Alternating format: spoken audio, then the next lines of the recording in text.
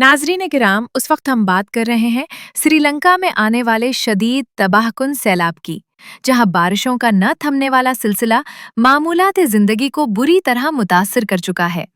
हजारों अफराद बेघर हो चुके हैं, घरों में पानी दाखिल हो चुका है, सड़कें दरिया का मंजर पेश कर रही हैं और इमदादी टीमें मुसलसल मुतासरा इलाकों तक पहुंचने की कोशिश कर रही हैं। लेकिन नाजरीन, इन हालात में एक ऐसी मंजर भी दुनिया के सामने आया है जो इंसानियत को सोचने पर मजबूर कर देता है।